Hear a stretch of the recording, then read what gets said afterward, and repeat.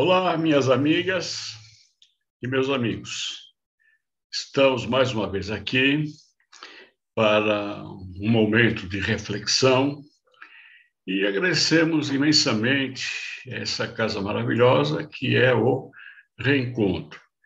E é importante, nessas reuniões, nós possamos refletir sobre os acontecimentos atuais, ligados à espiritualidade, buscando entendimento, sempre através do amor, da caridade, do perdão, tudo aquilo que o Mestre nos ensinou. E o tema de hoje é um tema bastante interessante. Jesus acalma a tempestade. Então, veremos nesse texto, Jesus acalma a tempestade. E, normalmente, eu faço as minhas leituras, claro, dos livros de Kardec, porque eu vejo que o espiritismo, o importante, não é só dizer, não, eu sou espírita. Não, nós temos que praticar o espiritismo, mas também nós temos que ler as obras, principalmente as obras fundamentais, que é a coluna mestra, estrutural de todo o espiritismo edificado por Allan Kardec. E todos os livros de Kardec, foram cinco livros, todos eles são pertinentes a alguma área, ou ligada à filosofia, à espiritualidade, à ciência, e sempre buscando mostrar os caminhos. Então, para nós, é importante conhecermos, lermos um pouco. Até um livro que é pouco lido é a Gênese, que realmente é um livro um pouco mais difícil, mas é maravilhoso. Entre o Céu e a Terra é outro livro também que é pouco lido, e geralmente é mais ligado ao Evangelho segundo o Espiritismo, ele é importantíssimo, o Livro dos Espíritos, que também é um livro bastante importante, o Livro dos Espíritos, né? Que exatamente são os livros dos médiuns também, que são os livros básicos. Mas também nós temos que ler um pouco a Bíblia, procurar o entendimento bíblico. Sabemos que a Bíblia ela está dividida em duas fases, Velho Testamento e o Novo Testamento. O Velho Testamento ele é baseado, principalmente estruturado por Moisés. Como Kardec ele estruturou o Espiritismo de uma forma bastante didática, que eu vejo que foi uma forma magnífica, por perguntas e respostas. Então, é interessante isso, a metodologia empregada por Kardec, porque ele foi um grande professor, um professor emérito na França, e, além disso, também na Suíça. Ele estava ligado à Pestalozzi, que foi um excelente pedagogo, brilhante.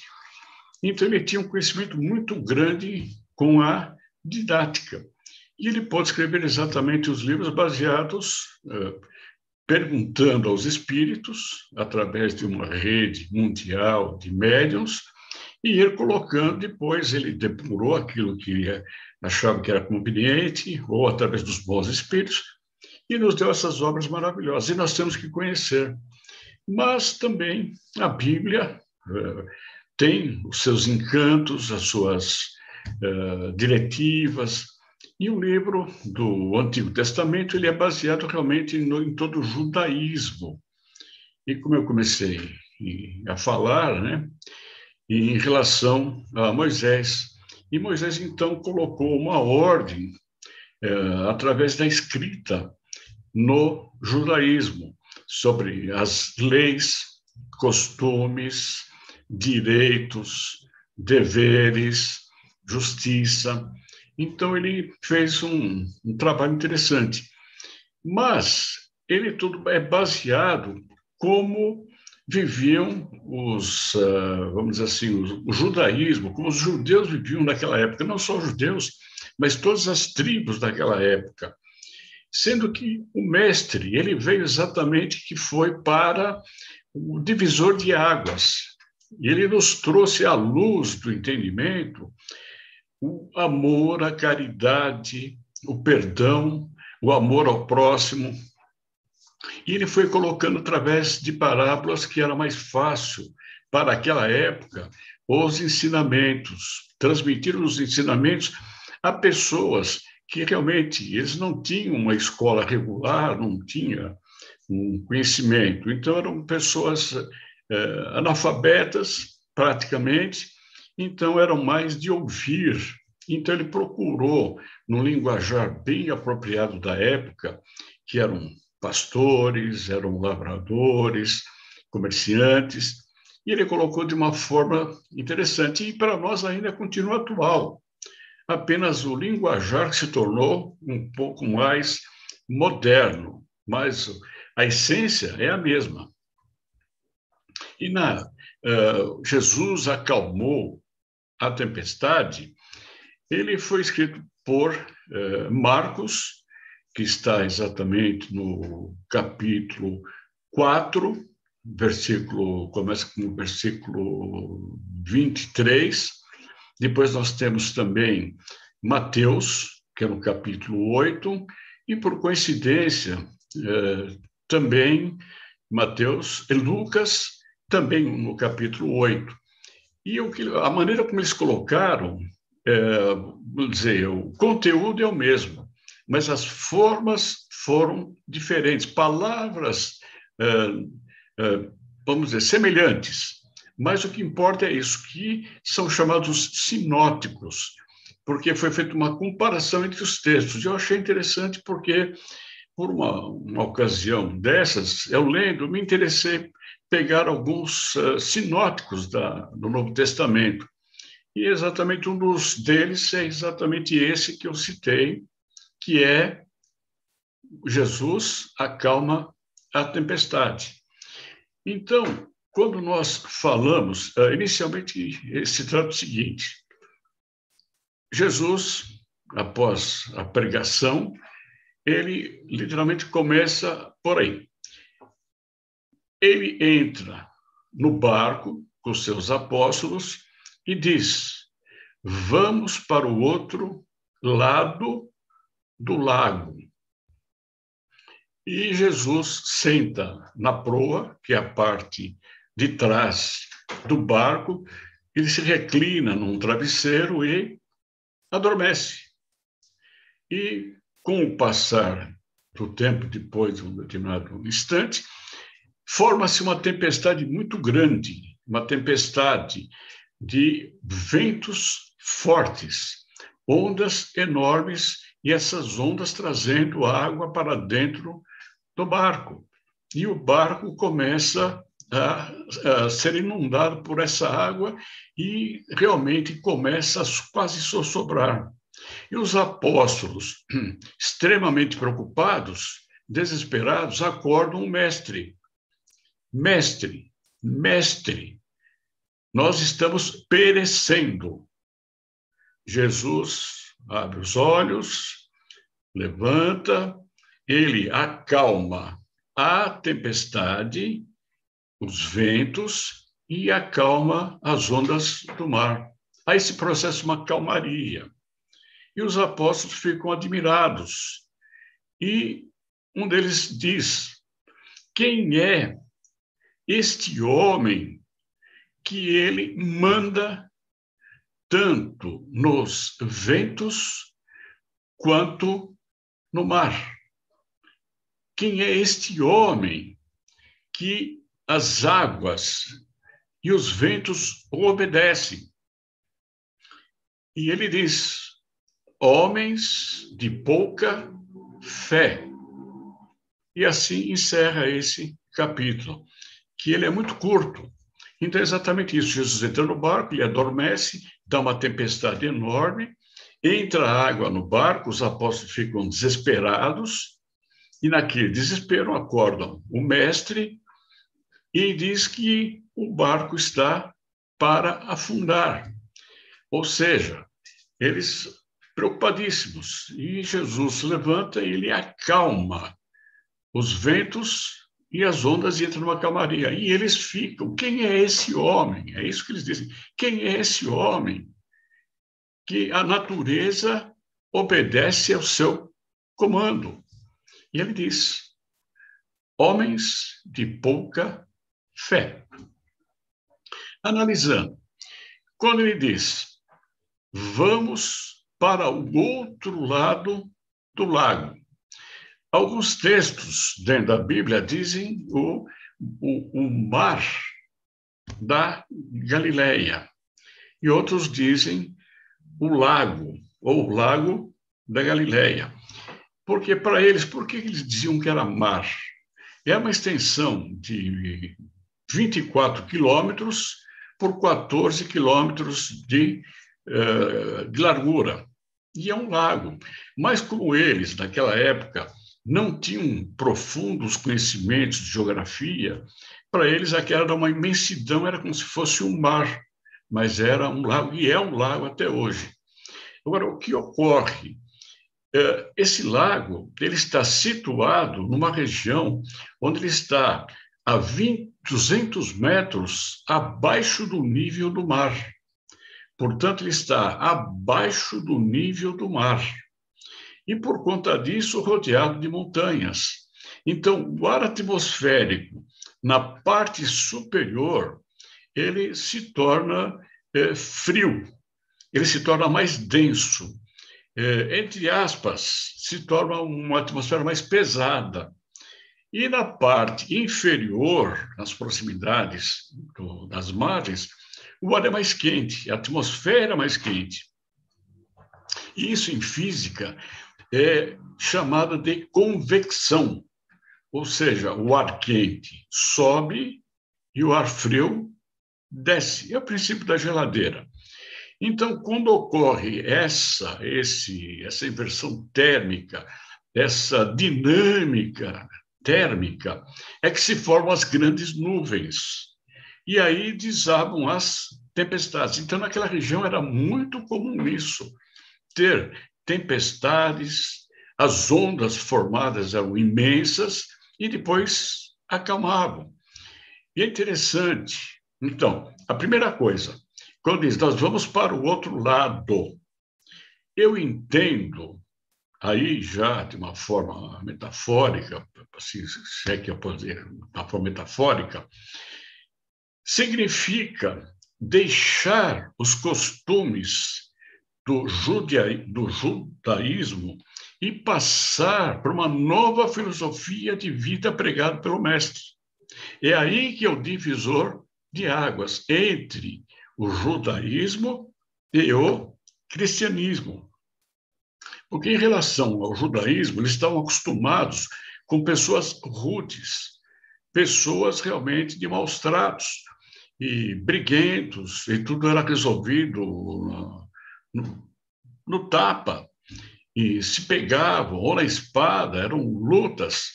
Então, era isso, era a vingança, era o ódio. Só que isso se transformava em luta corporal. Por isso que veio a lei de Talião, dente por dente, olho por olho, que vocês conhecem bem. Então, se alguém te fez alguma coisa, você tinha direito a vingar. Isso estava preconizado na lei mosaica. E Jesus mostrou, não é nada disso. Se alguém te der um tapa, dê a outra face. Então, quando ele diz, vamos para o outro lado, eu entendo exatamente isso. É para o outro lado no sentido do humanismo. Amor, caridade, o perdão, assim por diante. Aí vem a tempestade. Quando se fala na tempestade, os apóstolos, por serem pescadores, já estavam acostumados com aquele tipo de tempo, já estavam acostumados com aquele tipo de clima, que de repente surgiam as ventanias, as ondas encrespadas, a água que entrava nos barcos, mas não afundavam. Só que, de repente, eles se sentiram inseguros. É aí que Jesus diz, aí já de uma forma espiritual, homens de pouca fé. Porque eles deveriam, aí já se tratando da parte espiritual, acreditar nas palavras do Mestre, que ele estava levando para o caminho exatamente do caminho da espiritualidade, do bem, da moral, de fazer o bem, de evitar os desafetos e assim por diante. Então, para eles, a tempestade era exatamente isso, que de repente eles se perderam. E Jesus estava dormindo. Só que ele estava dormindo, adormecendo também, mas no sentido de ser humano que ele estava cansado. Mas ele estava espiritualmente ligado, estava, como se diz hoje, conectado com o que estava se passando. E ele sabia, por isso que ele não se abalou. Ele se levantou tranquilamente e acalmou, serenou a tempestade, serenou as ondas. Então, é isso que ele queria dizer. Homens de pouca fé. Se eles não acreditavam naquilo que eles faziam no dia a dia, eles tinham também que começar a acreditar na parte espiritual. Então, aí eu penso no seguinte, principalmente hoje, que nós estamos passando por essa tempestade, que nós ouvimos muito isso. Nós estamos no mesmo barco. Nós estamos numa tempestade no mesmo barco. Mas, por outro lado, também nós ouvimos, nós estamos no meio de uma tempestade em barcos diferentes. Não importa, nós estamos no meio de uma tempestade. E é aí que tem que existir a fé em Deus. Nós temos que acreditar, termos fé, elevar os nossos pensamentos através de uma sinergia da coletividade, pensando no bem do nosso próximo através de atos, atos de amor, atos de caridade, atos daqueles que precisam de um alimento, de um emprego, porque estão também na tempestade, como nós estamos na tempestade. E nós temos que ter fé. Então, quando Jesus está adormecido, aqui já entendo também que ele está adormecido em nós. Dentro de nós, o Mestre está adormecido, porque nós não o acordamos, mas ele está adormecido não em relação à espiritualidade. Ele está adormecido porque nós é que adormecemos em relação à espiritualidade. A hora que nós deixamos de praticar o bem, de praticar a caridade, de amor ao próximo, de amar o próximo, principalmente nessa época dificílima, muito difícil, preocupante. É aí que nós temos que ter a sinergia. É que estão se fazendo, o próprio Reencontro está fazendo isso. Campanhas de arrecadação de alimentos, de roupas, agora para o inverno. Então, isso tudo são ações. Então, é importante o conhecimento da doutrina e, ao mesmo tempo, também a experiência prática, a vivência do nosso dia a dia. E isso também independe da nossa religião. Independe se nós somos espíritas, se nós somos católicos, se nós somos batistas. E não importa. O importante é que nós temos que ter fé e acreditar. Então, esse tema é interessante. Se vocês puderem ler esse trecho, repito, vamos pegar o mais fácil aqui. Marcos está no capítulo 4, logo no início 4. O Lucas está no capítulo 8. O Mateus está no capítulo 8. E se vocês puderem ler e comparar, vocês vão ver que interessante. As linguagens diferentes. Num deles, eles não falam atravessar. Aparece apenas que um mestre disse, vamos para o lado de lá. No outro, ele não diz nada. E em Marcos ele diz, vamos para o outro lado da margem. Então, note só que, como é interessante, se vocês puderem pegar esses três, que são os três, são chamados de sinópticos. O sim, em grego, significa o mesmo. Óptico, a visão. Então, a mesma visão. Os três têm a mesma visão, só que de uma forma diferente. É interessante vocês poderem pegar Marcos 4, Lucas 8 e Mateus 8. E compare. E veja se Jesus não está adormecido dentro de você. Se deixa que Jesus fique adormecido, embora nós sabemos que ele nunca adormece.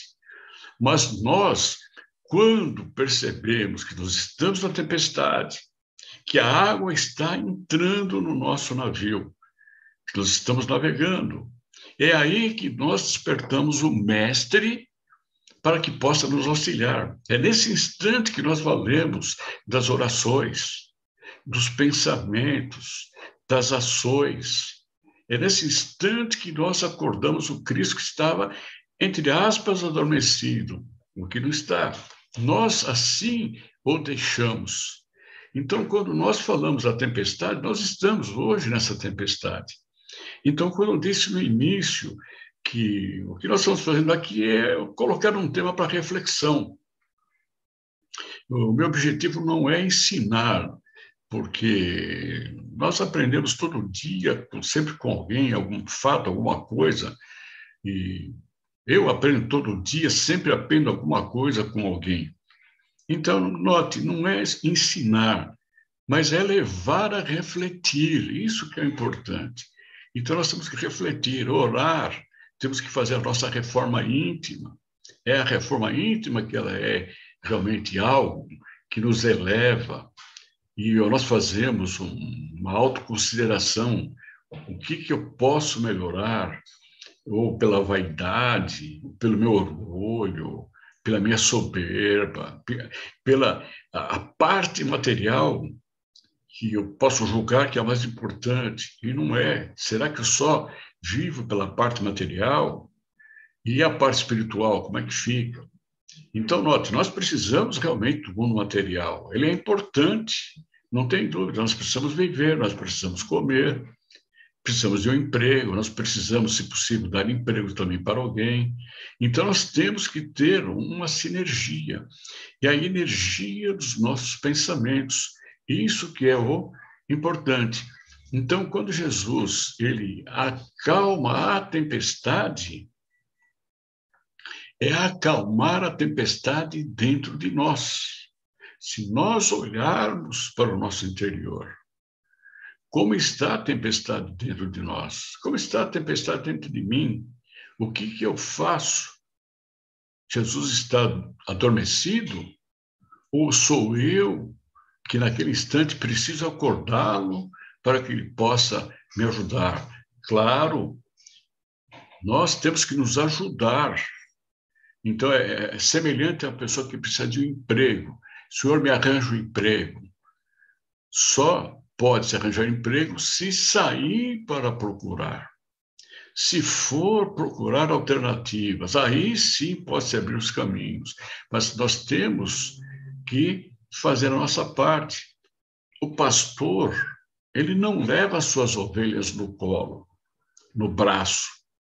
Ele conduz as suas ovelhas de forma que elas andem, a menos que tenha algum problema que ele precisa pegar, levar nos braços, cuidar, curar, se necessário, e fazer voltá-la à sua vida normal, sadia. Então, quando nós falamos que Jesus ele acalmou a tempestade, é isso que nós temos que refletir. Que tempestade que nós estamos passando? E hoje não é pouca. Não é pouca. Então, essa tempestade que nós temos é que ter a fé, como Jesus disse para os apóstolos, homens de pouca fé, e eram seguidores dele, estavam no convívio diário, convívio constante, eram pescadores e sabiam que as tempestades davam, não sabiam por quê, porque naquela época, há 2000 anos atrás, não se tinham aulas de física, eles não tinham nem ideia, mas sabiam, pela experiência, que o clima ali naquela região é assim. E por conta disso, eles olhavam para o céu e sabiam se havia uma tempestade ou não, se iam para o mar, entre aspas, que na verdade é um lago, se eles iam ou não. Mas eles tinham conhecimento, vivência, e sabiam, se houvesse uma tempestade, o que eles deveriam fazer. Primeira coisa é descer as velas, usar os remos, o leme. Isso que é importante, o leme do barco é fundamental. E quem é o leme do barco da nossa vida? O leme do barco da nossa vida é a espiritualidade. E nós temos que saber usar esse leme. Porque se o barco quebrar o leme, o barco fica à deriva. E nós ficamos no meio da tempestade. Então, nós precisamos ser cuidadosos nas nossas navegações. Nós irmos pelos caminhos corretos para chegarmos aonde nós pretendemos chegar. Termos um ponto de chegada, um foco, um ponto de luz. E o ponto de luz é a espiritualidade através do Mestre. Então, eu gostaria que vocês refletissem sobre isso, buscassem entender, dar uma olhadinha nos três que eu citei, que para mim foi interessantíssimo, por isso que eu trouxe para nós refletirmos, porque me fez refletir sobre a minha vida também. Aonde está o meu barco? Como é que nós fazemos para atravessar a tempestade? Eu faço parte disso também, como todos nós fazemos. Nós não somos diferentes, todos nós temos os nossos problemas diferenciados, mas temos. Então, nós temos que ter fé, acreditar, temos que orar todos os dias. Ao acordarmos, agradecer a Deus por tudo que nós recebemos, que nós temos vida. Estamos confinados, mas estamos ainda vivos. Conseguimos pensar, conseguimos usar os meios eletrônicos para falar com os nossos familiares, conversar com os nossos amigos, ou via internet, ou através dos WhatsApps da vida, ou através das conferências visuais, usando os meios disponíveis eletrônicos, os telefones, por voz, pela escrita. Nós temos ferramentas para isso. Só que, é claro, o ideal é um abraço fraterno pessoal, é a transmissão de energia. Quando nós abraçamos alguém, note, o nosso coração está no lado esquerdo. Quando eu abraço alguém, o meu lado esquerdo está no lado direito. E o lado esquerdo de quem estou abraçando está do meu lado direito. Note, coração e coração são dois caminhos, onde as energias do pensamento de um chegam ao outro, mas os corações estão em lados opostos, lados diferentes. É onde nós recebemos essa energia no abraço, que infelizmente hoje ainda não é possível. Mesmo através os encontros, que eram encontros presenciais, palestras que eram presenciais, hoje não são. Mas eu acredito que breve, pela nossa fé, pelo nosso entendimento, mais cedo ou mais tarde, pelo menos os encontros nas casas espíritas, as reuniões espíritas, deverão começar a retornar, mesmo que lentamente, pausadamente, é olho no olho. Claro, usando todos os dispositivos de segurança, os dispositivos preconizados, o distanciamento social, as máscaras, o uso do álcool em gel, o álcool, lavar as mãos, evitar aglomerações, o que for. Então, essa consciência, eu vejo que nos trará melhorias. E com isso, é um aprendizado. Essa tempestade é um aprendizado. Estamos aprendendo. E Deus está conosco e o nosso Jesus não está dormindo.